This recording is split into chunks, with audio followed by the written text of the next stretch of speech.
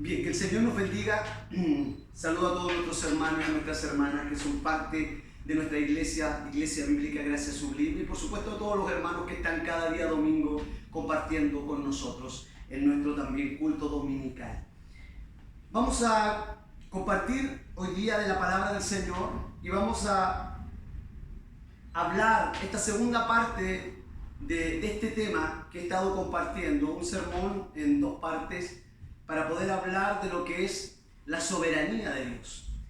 Y voy a invitarles para que podamos leer la palabra del Señor en este día. Y quiero leer algunos versículos. La verdad, espero, no sé si voy a poder abarcar todo, pero vamos a tratar de hacerlo de la mejor manera. Y voy a leer Esther, el libro de Esther, capítulo 5, versículo 5. Vamos a leer algunos versículos. En el nombre de nuestro Señor Jesús, la palabra del Señor. Respondió el rey y dijo: daos prisa, llamad a Amán para hacer lo que Esther ha dicho. Y vino pues el rey con Amán al banquete que Esther dispuso. Y dijo el rey a Esther en el banquete, mientras bebían vino: ¿cuál es tu petición? Y te será otorgada. ¿Cuál es tu demanda? Aunque sea la mitad de mi reino, te será concedida. Entonces respondió Esther y dijo: mi petición y mi demanda es esta: si he hallado gracia ante los ojos del rey, y si le place al rey otorgar mi petición y conceder mi demanda, que venga el rey con Amán a otro banquete que les prepararé, y mañana haré conforme a lo que el rey ha mandado. Y salió Amán aquel día contento y alegre de corazón. Pero cuando vio a Mardoqueo a la puerta del palacio del rey, que no se levantaba ni se movía de su lugar, se llenó de ira contra Mardoqueo. Pero se refrenó Amán y vino a su casa y mandó a llamar a sus amigos, a Zeres y su mujer, a sus amigos y a Zeres su mujer, y le refirió a Amán la gloria de su riqueza y la multitud de sus hijos. Y le refirió a Amán la gloria de sus riquezas y la multitud de sus hijos, y todas las cosas con que el rey le había engrandecido y con que le había honrado sobre los príncipes siervos del rey. Y añadió Amán: también la reina Esther a ninguno hizo venir con el rey al banquete que ella dispuso, sino a mí. Y también para mañana estoy convidado por ella con el rey. Pero todo esto de nada me sirve cada vez que veo al judío Mardoqueo sentado a la puerta del rey.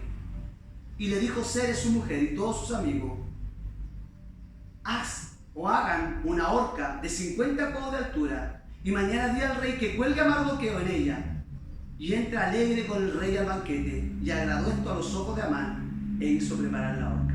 Y aquella misma noche se le fue el sueño al rey, y dijo que le trajesen el libro de las memorias y crónicas, y que leyeran en su presencia. Entonces hallaron escrito que Mardoqueo había denunciado el complot de Bigtán y de Teres, dos eunucos del rey, de la guardia de la puerta, que habían procurado poner en manos al rey Asuero. Poner mano en el rey Asuero. Y dijo el rey: ¿qué honra o qué distinción se hizo a Mardoqueo por esto? Y respondieron los servidores del rey a sus oficiales: nada se ha hecho con él. Entonces dijo el rey: ¿quién está en el patio? Y Amán había venido al patio exterior de la casa real para hablarle al rey, para que hiciese colgar a Mardoqueo en la horca que él tenía preparada. Y los servidores del rey le respondieron: he aquí Amán está en el patio. Y el rey dijo que entre. Y entró pues Amán, y el rey le dijo: ¿qué se hará el hombre cuya honra desea el rey? Y dijo Amán en su corazón: ¿a quién deseará el rey honrar más que a mí? Y respondió Amán el rey: para el varón cuya honra desea el rey, traigan el vestido real de que el rey se viste, y el caballo en que el rey cabalga, y la corona real que está puesta en su cabeza, y den el vestido y el caballo en manos de alguno de los príncipes más nobles del rey, y vistan a aquel varón cuya honra desea el rey, y llévenlo en el caballo por plaza de las ciudades, y pregonen delante de él: así se hará el varón cuya honra desea el rey. Amén. Padre, queremos darte gracias una vez más, Señor, por tu amor, por tu misericordia, y porque nos permites, Dios eterno, estar frente a tu palabra. Te pido que me ayudes, Señor, en esta segunda parte de este sermón que voy a estar compartiendo.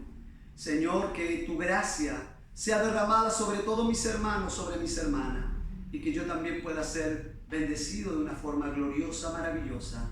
Señor, asísteme con tu Espíritu Santo, asísteme en esta hora, dame gracia para hablar de tu palabra, en el nombre de Jesús. Amén y amén. Bien, voy a compartir entonces con ustedes la segunda parte de este sermón que trata sobre el tema de la providencia de Dios. Y el día domingo anterior estuve hablando, ¿por qué quería un poquito hablar de este tema? Y usé un poquitito el texto donde Dios le dice al pueblo que acaso el pueblo pensaba que él, o hablando Dios, pensaste que yo actuaría, ¿cierto?, de la misma manera, o yo sería como ustedes son las palabras que Dios usa en el Salmo 50, 21. Y a través de ese texto quiero un poco explicar por qué. Porque el pueblo pensaba que como ellos iban detrás del mal, detrás del pecado, pensaban que Dios actuaba de la misma manera que ellos, movido por los sentimientos, movido por las emociones. Y eso un poco yo quería reflejar, y lo reflejaba en esa predicación pasada, que hoy, así como ese pueblo que no conocía cómo Dios actuaba, así hay mucho pueblo que no conoce a Dios, que no conoce al Dios que predica, al Dios que canta, al Dios que adora. Se ha hecho un Dios, de hecho idolatra un Dios, así como el mundo idolatra a dioses de madera y de piedra. Ellos se han inventado un Dios en su mente que no es el Dios de las Escrituras. Entonces, ¿por qué quiero hablar de este tema, de la providencia de Dios? Porque se hace necesario, como lo que dijo Dios a su pueblo: mi pueblo, ¿cierto?, pereció porque le faltó conocimiento. El buey conoce a su dueño, el asno el pesebre de su señor, pero Israel no tiene conocimiento. O sea, el buey puede conocer a su amo, el asno también, pero mi pueblo no conoce a su Dios. Entonces, a través de ese primer sermón mostré un poco la importancia de que nosotros podamos conocer a este Dios de providencia. ¿Por qué? Porque yo decía que hay muchos que creen que el diablo puede frustrar los propósitos de Dios. Hay muchos que se lo pasan todo el tiempo reprendiendo al diablo, tratando de arrebatarle todo, su salud, sus bienes y todo, porque es una lucha constante, porque creen que es Satanás quien tiene poder para manejar aquello. Y no es así. Y hoy voy a entrar ya más de lleno en lo que es la providencia de Dios. Y quiero hacerlo a través de este libro, porque el libro de Esther es un libro que nos habla completamente de la providencia de Dios. Este es uno de los libros que a mí me encanta. ¿Por qué? Porque este libro de Esther muestra mucho cómo Dios obra, cómo Dios opera, cómo Dios trabaja, cómo Dios se mueve en un propósito, cómo Dios cuida, preserva, guarda, cómo Dios lo hizo con su pueblo y lo seguirá haciendo y lo hace con nuestra vida a diario para llevarnos a su propósito. Y miren, quiero un poquito para que podamos entender el libro de Esther. Decir que el libro de Esther es un libro fuera de común, ¿ya? ¿Por qué? Porque en el libro de Esther nosotros no encontramos en ninguna parte que se mencione el nombre de Dios. O sea, en todo el libro no figura ni siquiera un título divino o un pronombre que se refiere a Dios. Pero, sin embargo, de este rey Asuero, de este rey pagano, que vamos a relatar un poquito la historia de él, se menciona 192 veces. Este rey que cuando se afirmó su reino, para que podamos un poquito ir avanzando también en la historia, cuando ya su reino se afirmó, dice que hizo un gran banquete para mostrar toda su riqueza y toda su gloria, y invitó a todos los grandes, los poderosos, por decirlo así, y hizo un gran banquete. Ahora, este rey es mencionado 192 veces en este libro. Ahora, el libro de Esther tampoco es mencionado en el Nuevo Testamento. No hay ni siquiera una referencia ocasional al libro en lo que son las páginas del Nuevo Testamento. Entonces, también lo otro diferente que vemos en el libro de Esther es que es un libro muy diferente. ¿Por qué? Porque tiene un nombre de una mujer, al igual que Ruth. Entonces, hay algunas cosas que encontramos. Ahora, también es importante, ya voy a explicar por qué este libro, al no mencionar el nombre de Dios, al no ser mencionado en el Nuevo Testamento, ¿ya? Que menciona más veces a un rey pagano como el rey Asuero. ¿Por qué está en el canon bíblico? Pero primero quiero que nos centremos en la historia, o nos paremos en la historia para saber en qué tiempo ocurre este libro, para que podamos ir entendiendo un poco. Y ya vamos a entrar al tema de lleno. Cuando el rey Ciro, movido por Dios, después de 70 años de cautiverio, decreta que el pueblo puede salir del cautiverio y volver a su tierra, de la cual habían sido llevados también a Babilonia. Ahora, cuando el rey Ciro dictamina este decreto, la escritura nos dice que no todo el pueblo regresó. Podemos sacar un reporte, por decirlo así. Aproximadamente unos 70,000 hombres o unos 70,000 personas del pueblo de Israel regresaron a su tierra. Y esos registros están en lo que es el libro de Edra, el libro de Nehemías, está en los libros proféticos de Ageo, Zacarías. En estos 4 libros nos dan la información suficiente de los que regresaron. 70,000 fueron los que lo hicieron. Ahora, ¿qué pasó con aquellas personas que no regresaron? Porque no todos regresaron. O sea, hubo una gran mayoría que no regresó a la tierra, a su tierra, a la cual pertenecían. Ahora, ellos debían haberlo hecho. ¿Por qué? Porque fue Dios quien había ordenado el regreso. Fue Dios quien le había movido al rey para que dejara al pueblo libre y pudiera volver a su tierra. Ahora, ellos no lo hicieron. Pero en consecuencia de eso, ellos entonces estuvieron fuera de la voluntad de Dios. Entonces, nos hacemos rápidamente la pregunta para ir avanzando. ¿Dónde está esa información de la gran parte del pueblo que no regresó? Y la respuesta está aquí en el libro de Esther. El libro de Esther nos muestra a aquellos que no quisieron volver del cautiverio. Aquí está este registro. O sea, en otras palabras, el pueblo, la historia que aquí está siendo narrada es de aquellos que se quedaron cautivos o que no quisieron regresar cuando el rey Ciro dio el edicto de que todos podían volver a su tierra, pero no lo hicieron. Entonces, para resumir lo que he dicho, si este es un libro que no se registra el nombre de Dios, no es mencionado por el Nuevo Testamento, si estos judíos fueron los que no regresaron a su tierra, estaban viviendo más encima fuera de la voluntad de Dios porque desobedecieron a Dios, la pregunta es ¿por qué este libro aparece en el canon bíblico? ¿Por qué Dios permite que este libro quede registrado? Y la pregunta es ¿qué nos quiere enseñar el Espíritu Santo a través de este libro? Y la respuesta es muy clara. Aunque ellos no estaban de acuerdo a la voluntad de Dios, vemos cómo Dios los dirige. Ahora, ¿cómo hizo Dios eso?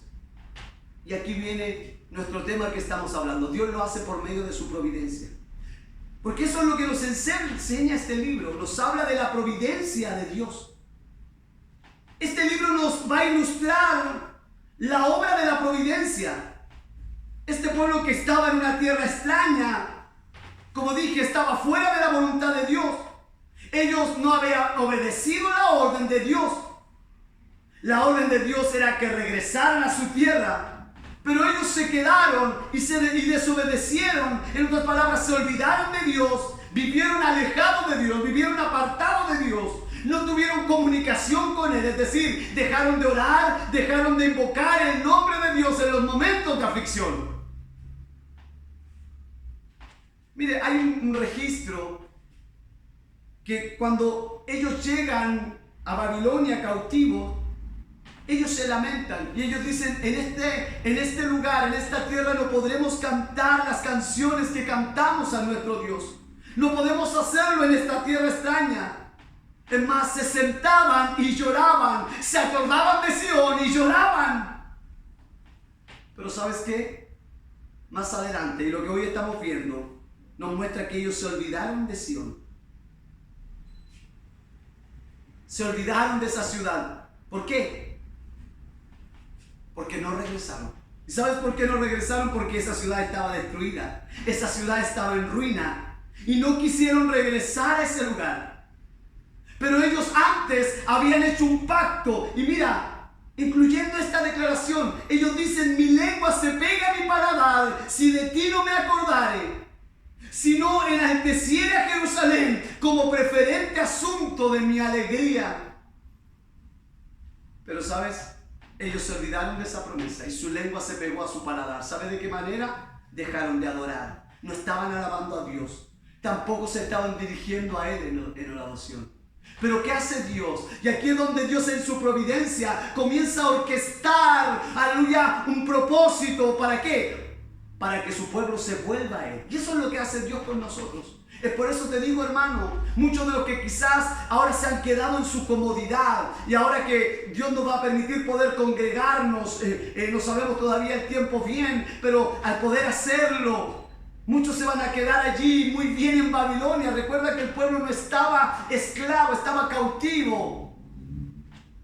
Entonces ellos vivían en sus casas, vivían y tenían todas sus cosas y se acomodaron a esa vida. Y un poco ilustra a la iglesia de hoy cómo se ha acomodado a este sistema. Yo decía en un mensaje: ¿cuántos verdaderamente anhelamos regresar? ¿Cuánto anhelamos estar aquí adorando a Dios y alabando a Dios?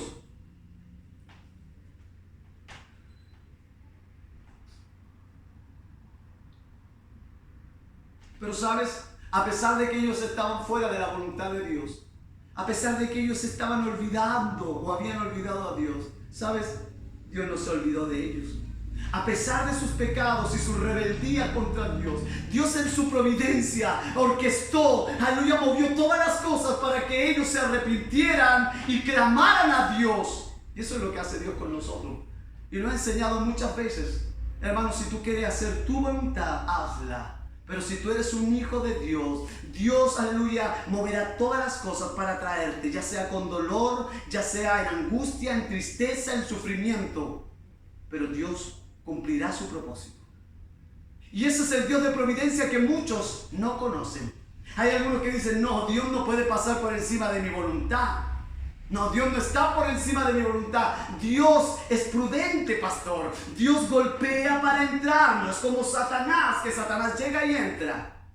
Cuando la Escritura dice en Apocalipsis que Dios está a la puerta y llama, y lo explicaba en un sermón, es porque Dios está fuera de su iglesia. Ese golpeo o ese llamado, Dios lo está haciendo a su iglesia. Su iglesia lo había dejado afuera. Ese no es un llamado para la gente del mundo. Dios vino a mi vida. Dios se reveló a mi corazón, porque yo por mi voluntad jamás lo hubiera buscado. Yo por mi voluntad jamás habría ido en pos de Él. Pero mira lo que Dios hace aquí, a pesar de la desobediencia. Y viene a mi mente uno de los sermones pasados que prediqué. Allí cuando Dios decide no ir, le dice a Moisés: vayan, yo voy a cumplir mi pacto, les voy a dar todo lo que necesitan, protección y todo lo que tienen, pero yo no voy a ir con ustedes. El pueblo había ya cometido una serie de pecados. Pero a pesar de eso, cuando el pueblo se humilla, porque para el pueblo le golpeó tan grandemente que Dios le dijera que no iría con ellos, fue una noticia terrible. El pueblo se humilló y aleluya, y buscó a Dios, porque Dios anhela estar en medio de su pueblo. Y aunque su pueblo muchas veces lo deja, lo abandona, pero Dios va y provee cosas, aleluya, en su providencia para que nos volvamos a Él, clamemos a Él para que Él pueda venir en nuestra ayuda. ¡Qué grande es Dios! Entonces, para ir avanzando, la providencia es el medio por el cual Dios dirige todas las cosas. Escucha, las cosas animadas y las inanimadas, las cosas visibles y las que no se ven, lo bueno y lo malo, hacia un propósito digno. Lo cual significa que su voluntad, escúchalo bien, prevalece. O como dijo el salmista, y su reino sobre todo. Siempre su voluntad permanece. O como lo dijo el apóstol Pablo en Efesios 1:11, en él asimismo tuvimos herencia, habiendo sido predestinados conforme al propósito del que hace todas las cosas según el designio de su voluntad. Si hoy yo sirvo a Dios, si hoy le busco, si hoy mi alma tiene sed de Dios, es porque Él un día me escogió allá en la eternidad pasada y puso en mí ese querer y ese hacer para yo amarle y para yo buscar. Es por eso que nuestro Dios está dirigiendo hoy el universo. Y aunque algunos piensan que todo esto que está pasando se le escapó al control de Dios, como muchos dicen, si Dios existiera no sucedería esto, mi amigo. Dios tiene todo bajo control y todo lo que ocurre hoy es producto del pecado del hombre. Y cada crimen que vemos, cada historia de lo que estamos viendo hoy, de los crímenes más atroces, es, una alerta que Dios nos muestra lo que hace el pecado en el hombre y hasta el hombre donde es capaz de hacer fuera de Dios. Entonces, la providencia es la manera, es la forma en la cual Dios está dirigiendo todo el universo. Él lo dirige hacia el mañana, Él lo está impulsando hacia el futuro por medio de su providencia. Es por eso que la palabra dice proveer. Es como para que podamos entenderlo, lo que le dice Dios a Abraham. Su hijo le dice: Padre, he aquí la leña, he aquí el fuego, ¿dónde está el cordero para el holocausto? Y su padre le dice: Dios se proveerá. Esa es la providencia de Dios. Dios se proveerá de un cordero. Y así fue. Dios 2000 años más tarde proveyó de un cordero, en esa misma montaña, 2000 años más tarde, Él vino a la cruz del Calvario y allí dio su vida en ese monte Gólgota. Allí Él fue crucificado, Él fue, y se proveyó de un cordero como Él lo había dicho. Por eso Juan dijo: este es el cordero, he aquí el cordero de Dios que quita el pecado del mundo. Así lo pudimos comprobar, que Dios se proveyó de un cordero.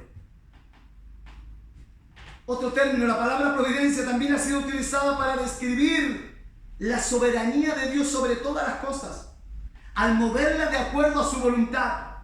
Como piezas de rompecabezas, Él mueve todo para formar la imagen que Él quiere. Dios trabaja en ti porque está formando la imagen que Él quiere ver en ti. Él está trabajando en mí porque Él quiere ver la imagen que Él quiere ver en mí. Él mueve como las piezas de ajedrez, lo arregla todo de acuerdo a su propósito. Como el escultor, Él guía personas, circunstancias y eventos para moldearlo todo conforme a Él le plazca.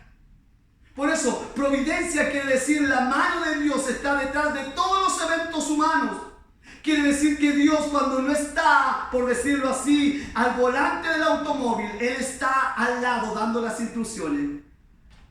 Es como el entrenador del equipo, que Él está dando todas las indicaciones de fuera del campo. Es como ese timón invisible que está dirigiendo la nave. Dios es como el piloto, como ese guardia de noche que lo está ordenando todo. Es como alguien lo ha dicho: Él hace grandes puertas que giren sobre pequeños bornes o gosner. Tanto así que Dios unió el llanto de un bebé, escúchalo bien, con el corazón de una mujer, la hija de Faraón. ¡Oh, qué glorioso! Cuando esa mujer salió a bañarle, Dios le dio un pellizcón a ese bebé para que esa mujer lo oyera y lo pudiera llevar a su casa. ¡Qué glorioso! Los gritos de ese bebé llegaron hasta el corazón de esta mujer, de esta princesa. Y esta mujer fue a ver lo que ocurría. Tomó a la criatura en sus brazos y este niño fue usado por Dios para cambiar el destino de su pueblo. Eso es proveer. Dios conectó ese llanto de ese bebé con la hija de Faraón. Así Dios va proveyendo. Dios va actuando. Y eso es lo que hoy quiero en estos minutos que me quedan para ocupar. Porque este libro de Esther, y en lo que lo voy a poder abarcar en esta historia, nos provee la mayor ilustración de la providencia de Dios. Y esto es glorioso. Aquí el pasaje del capítulo 6 a mí me encanta. Es un pasaje que me apasiona. Es un pasaje que me hace cada día dar más gracias a Dios por el Dios que tengo, por el Dios que conozco, por el Dios que se ha revelado a mi corazón. Mira, Satanás siempre ha querido destruir el plan de Dios, pero Dios siempre se provee de todo lo necesario para cumplir su propósito. No sé si este es el Dios que tú conoces. Y mira, para que podamos entrar a estos capítulos que cortamente quiero relatar, este es un libro donde, lo voy a decir de esta manera, donde Satanás levanta a un Amán para destruir y exterminar a los judíos. Ahora, ¿de qué manera? Y quiero quedarme en este punto para poder. Y lo decía, el capítulo 1 nos narra eso. El rey Asuero estaba firmando su reino, hace un gran banquete, hace una gran fiesta, invita a los más grandes, a los más poderosos, ¿para qué? Para mostrar la riqueza de su gloria y de su reino. Y mientras él está en esta fiesta, si tú puedes leerlo en el capítulo 1, mientras él está en esta fiesta, con, ¿cierto?, el gozo del vino, se le ocurre traer a su mujer, que era una mujer hermosa, Vasti, para que ella se presente delante de todos sus invitados. Es como él quiere mostrar, mi mujer es la más bella, la más hermosa. Pero resulta que su mujer también había estado ofreciendo una fiesta a sus mejores invitadas y no quiere venir. Y quiero resumir, el capítulo 1 nos muestra eso. ¿Qué pasa? Al no venir, sus consejeros mueven al rey Asuero para que saque a Vasti, a la reina Vasti. Y el capítulo 2 nos muestra que al no estar Vasti, esta reina que había sido destituida por su rey, aparece en la historia Mardoqueo. Porque así como Satanás se provee a un Amán, Dios se adelanta y se provee a un Mardoqueo y a una reina Esther para la preservación de su pueblo. ¿Por qué digo esto? Porque cuando el rey comienza a buscar una reina que sustituya a Vasti, Dios en su providencia ya tenía preparada a Esther, sobrina de Mardoqueo, para que ocupara ese lugar. Mira, quiero leer el capítulo 2 que nos narra cómo Esther es proclamada reina para avanzar. Y el rey amó a Esther más que a todas las otras mujeres y halló ella gracia y benevolencia delante de él más que todas las demás vírgenes, y puso la corona real en su cabeza y la hizo reina en lugar de Vasti. Pero mira lo que pasa en el capítulo 3. Ya siendo Esther reina, que era una sobrina de Mardoqueo, que nunca, y siempre Mardoqueo le dijo que nunca dijera que ella era judía. Mira lo que sucede. Después de estas cosas, capítulo 3, para llegar al capítulo 5, el rey Asuero engrandece a Amán. Amán era un hijo de Amedata, Agageo, y lo honró y puso su silla sobre todos los príncipes que estaban con él. Y todos los siervos del rey que estaban a la puerta del rey se arrodillaban y se inclinaban ante Amán, porque así lo había mandado el rey. Pero escucha, pero Mardoqueo ni se arrodillaba ni se humillaba. Ahora, ¿qué pasa? Para ir avanzando en este pasaje de la Escritura, para poder llegar al capítulo que hoy nos convoca. Al ser Amán levantado por el rey, y como dije, Satanás levanta a Amán para destruir y exterminar a los judíos, Dios se provee a un Mardoqueo y a una reina Esther para la preservación de su pueblo. Porque cuando Amán, por la orden del rey, ser el segundo a bordo, por decirlo así, él pidió, y el rey también dio orden de que todos se le arrodillaran. Pero ¿qué pasaba? Cuando Amán pasaba, había un hombre hombre, un personaje que no se arrodillaba ante él, y este era Mardoqueo. Ahora, al ver a Amán que Mardoqueo no se arrodillaba, él mueve al rey para que firme un edicto, para que exterminara una nación que él le explica que nunca le había sido servicial, que estaba en su reino y que era el pueblo de Judá. Es así como el rey hace una copia que es publicado por todas las provincias y a todos los pueblos, que hablaba de que en tal fecha de destruir, matar y exterminar a todos los judíos, jóvenes, ancianos, niños y mujeres, en un mismo día, en el día del 13 del mes 12, que el mes de Adar, y de apoderarse de sus bienes.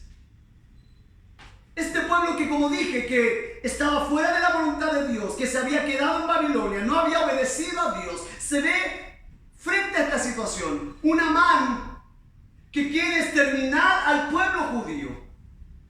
Y es por eso, aquí vemos la providencia de Dios, aquí vemos la gracia de Dios, el amor de Dios. Aunque ellos, aleluya, se habían apartado de Él, pero Dios provee y mueve todas las cosas. ¿Para qué? Para Dios, aleluya, para que su pueblo se vuelva a Él. Y aquí es donde comienza una hermosa historia, porque es aquí donde vemos a un Mardoqueo que rasga su vestido. Vemos a un Mardoqueo que se viste de cilicio, que se viste de ceniza, y se va a la ciudad clamando con grande y amargo clamor, y viene a la puerta del rey para hablarle a la reina Esther. Y en un mensaje ella le dice: quizás para esto Dios te puso en este lugar, para librar a este pueblo. Y aquí yo quiero mostrarte cómo Dios comienza a proveer, cómo Dios comienza a adelantarse para ir obrando, para ir trabajando. Las palabras, mira lo que le dice Mardoqueo. No pienses, dice Mardoqueo, que escaparás en la casa del rey más que cualquier otro judío, porque si callas absolutamente en este tiempo, respiro y liberación vendrá de alguna otra parte para los judíos, mas tú y la casa de tus padres pereceréis, y quién sabe si para esta hora has llegado al reino. Qué glorioso. Cómo Dios proveyó a un Mardoqueo, cómo Dios proveyó a una Esther para librar a su pueblo, para, aleluya, preservar a su pueblo. Y aquí viene esta parte gloriosa que yo quiero compartir en estos minutos que me quedan, en el capítulo 5. ¿Por qué? Porque la reina Esther no podía presentarse delante del rey así como así, pero ella llamó a un ayuno. Ella llamó a todas las mujeres y a todos los que pudieran hacerlo del pueblo, que pudieran ayunar para ella presentarse del rey, para que el rey no, aleluya, la pudiese matar, porque no era llegar y presentarse delante del rey. Y es aquí cuando esta reina hace un banquete para poder decirle al rey. Se presenta ante el rey la acepta, y el rey le dice: ¿qué quieres? La mitad de mi reino te concedo. No, y ella le dice: yo quiero que tú vengas a un banquete conmigo. Lo invita a un banquete donde viene con Amán, se presenta con Amán, y él le ofrece nuevamente la mitad de su reino. Pero ella le dice que quiere otro banquete en el cual también esté Amán con ella. Y esos son los capítulos que yo he invitado, o que te he invitado a leer. Ahora, después de haber venido Amán con el rey a esa fiesta, mira lo que sucede. Y salió Amán aquel día contento y alegre de corazón. ¿Por qué? Porque había sido invitada a la fiesta de Esther con el rey. Es más, Esther lo había vuelto a invitar a otro banquete, a él y al rey. Pero cuando él sale una vez más, sale contento. Pero al ver a Mardoqueo a la puerta del palacio del rey, que no se levantaba ni se movía de su lugar, se llenó de ira contra Mardoqueo. Él estaba contento, él estaba feliz, lo tenía todo, era casi el segundo en el reino. Pero ese Mardoqueo, ese judío, le hacía la vida imposible, no se postraba delante de él, le amargaba la vida. Entonces el que no haya que hacer, llama a sus amigos. Todo estaba perfecto, pero había algo que no lo llenaba. Entonces, mira, se le da una idea. ¿Y cuál es la idea? Su mujer le dice que haga una horca de 50 codos de altura y mañana di al rey que cuelgue a Mardoqueo en ella. Y entra alegre con el rey al banquete, y agradó esto a los ojos de Amán y se hizo preparar la horca. Quiero ver este contexto. Amán va a ir nuevamente al banquete con Esther. Nuevamente estará el rey. En lo que él no sabe es que Esther quiere contarle al rey que hay un hombre que quiere exterminar a su pueblo. Pero como Amán cree que él merece estar ahí, que él es el importante, pero hay algo que lo entristece, y que es ese Mardoqueo, ese judío. Entonces su esposa, sus amigos le aconsejan: haz una horca. Entonces mañana llega temprano y dile al rey que ahorque a Mardoqueo ahí, y anda contento al banquete. Y aquí comienza algo glorioso, capítulo 6. Y aquella misma noche se le fue el sueño al rey y dijo que le trajesen el libro de las memorias y crónicas y que le leyeran en su presencia. Oh, qué grande es el Señor. La providencia de Dios es gloriosa. Como Dios, frente al plan que Amán prepara para ahorcar a Mardoqueo, no solo iba a exterminar a todo el pueblo, él también quería en una horca poner a Mardoqueo, humillar al único que no se postraba delante de él. Porque Mardoqueo, a pesar de haberse quedado allá, él no se postraría delante de ninguno que no fuera Dios. Son las palabras de Mardoqueo. Pero frente a lo que había planeado Amán, y por eso te digo, hermano, ¿sabes? Este Dios de providencia, nada lo sorprende. Él se adelanta, Él va adelante planeando todas las cosas.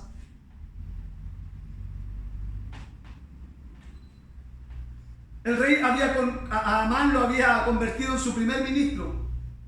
Le había entregado su anillo, permitiéndole emitir y distribuir el decreto de exterminar a los judíos, porque Mardoqueo, como dije, no se arrodillaba. Pero mira lo que sucede. Y mira, este pasaje me encanta del libro de Proverbios 18. Porque Amán sale del banquete muy feliz por haber sido invitado, como dije, nuevamente con el rey. Pero mira lo que dice Proverbios 18:12. Antes del quebrantamiento está la soberbia, y antes de la caída la altivez de espíritu. Al salir Amán del banquete, todos los funcionarios del rey se inclinaron ante él, excepto uno, Mardoqueo. Pero mira lo que dice el capítulo 6. Ahora, cuando los amigos y la esposa le aconsejan ahorcar a Mardoqueo, esa misma noche se le fue el sueño al rey. Y pidió que se le trajesen los libros de la memoria y crónicas y que las leyeran en su presencia. Esa noche, Dios despertó al rey. Esa noche Dios en su providencia no dejó dormir al rey. Esa noche Dios tenía todo planeado. Aleluya, ¿para qué? Para preservar no solo la vida de su pueblo, sino también la vida de Mardoqueo, que era su pueblo. ¿Sabe? El rey tuvo muchas horas de insomnio. Y ¿sabe? Tengo la seguridad de que hubo noches en las que el rey pensó que su vida estaba en peligro. Pero en esta noche en la cual el rey no pudo dormir fue la noche más agitada en la historia del imperio, porque fue un punto de inflexión en el libro de Esther. Mira, no sé si usted ha observado que Dios utiliza pequeñas cosas para llevar a cabo su programa. ¿Qué hizo Dios aquí? Un insomnio al rey, no lo dejó dormir. Le pide que le traiga los libros, comienzan a leerle los libros de las crónicas, de los hechos, y le leen la historia de cómo Mardoqueo había escuchado, ¿cierto?, a dos hombres Bigtán y Teres, que habían hecho un complot para matar al rey. ¿Y qué hizo Mardoqueo? Lo escuchó, lo comunicó a los hombres, le dieron muerte y el rey fue librado. Y mira lo que hace el rey. El rey pregunta: ¿qué hicieron a Mardoqueo? ¿Hubo una recompensa para él? No, no se le ha hecho nada. Nadie le ha hecho nada. Y en ese momento es cuando Amán llega al patio del Palacio Real. Palacio Real. Y el rey pregunta: ¿quién está en el palacio, en el patio? Y ellos dicen Amán. Y le dicen que lo hagan pasar. ¿Sabes a qué venía Amán? Amán venía para que el rey colgara en la horca que él había preparado a Mardoqueo.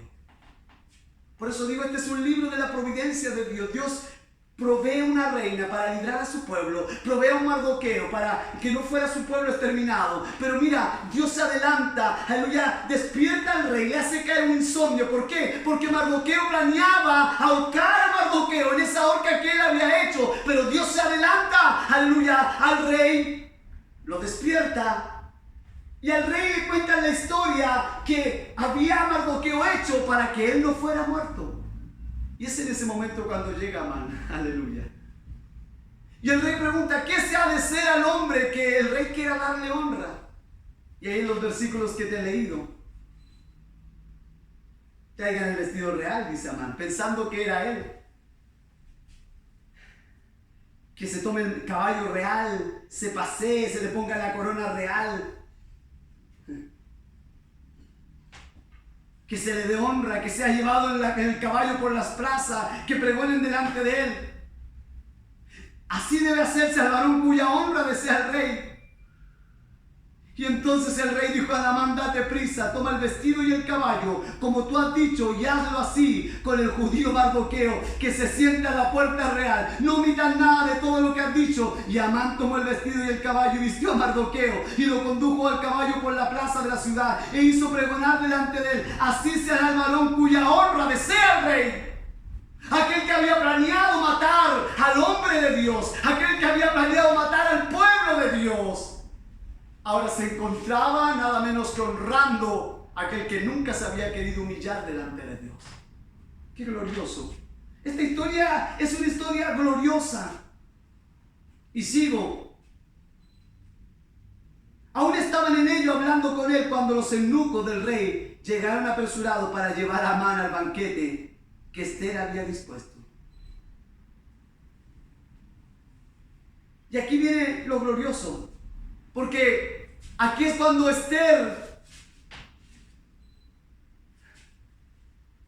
le comunica al rey. Imagínate cómo ya estaría Amán de amedrentado. No solo había tenido que dar honra al que más odiaba, sino que ahora cuando el rey es enterado de que Amán quiere exterminar su pueblo, me gustan las palabras. En el versículo 7 al 9. A ver, quiero avanzar. Y quiero terminar leyéndolo. 7:5. Y respondió el rey Asuero y dijo a la reina Esther: ¿quién es y dónde está? Cuando ella le dice quién es el hombre, el que se ha ensoberbecido su corazón para hacer esto. Y Esther dijo: el enemigo y adversario es este malvado Amán. Entonces se turbó Amán delante del rey y de la reina. Luego el rey se levantó del banquete encendido en ira y se fue al huerto del palacio, y se quedó Amán para suplicarle a la reina Esther por su vida, porque vio que estaba resuelto para él el mal de parte del rey. Y después el rey volvió del huerto del palacio al aposento del banquete. Y Amán había caído sobre el lecho en que estaba Esther. Entonces dijo el rey: ¿querrás también violar a la reina en mi propia casa? Y al proferir el rey estas palabras, le cubrió el rostro a Amán. Y dijo Arbona, uno de los eunucos que servía al rey: aquí, en la casa de Amán, la horca de 50 codos de altura que hizo Amán para Mardoqueo, el cual había hablado bien por el rey. Entonces el rey dijo: colgadlo en ella. Así colgaron a Amán en la horca que él había hecho preparar para Mardoqueo, y se apaciguó la ira del rey. ¿Sabes? Esto muestra cómo Dios provee, cómo Dios se adelanta, cómo Dios obra para cumplir su propósito. Quiero terminar este sermón solo con este versículo. Cuando Amán se le ordena sacar a pasear a Mardoqueo, a honrarlo.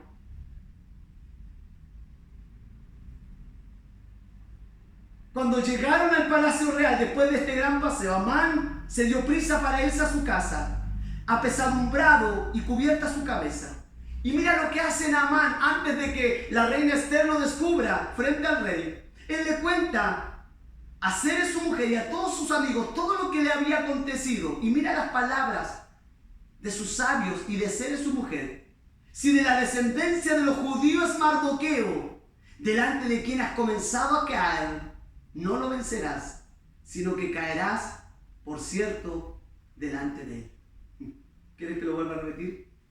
Si de la descendencia de los judíos es este Mardoqueo, delante de quien has comenzado a caer, no lo vencerás, sino que caerás, por cierto, delante de él. ¿Sabes? Amán, te metiste con el hombre equivocado. Amán, te metiste con el pueblo equivocado.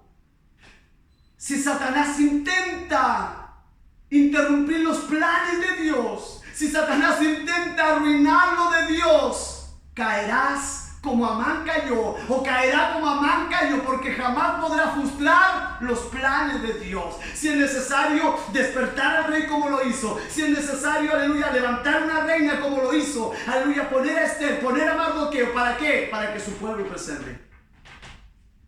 Te dejo el capítulo 8 para que tú lo puedas leer y ver cómo el pueblo de Dios, Dios lo preservó en su providencia, cómo Dios cuidó, cómo Dios guardó, cómo Dios preservó. Y cómo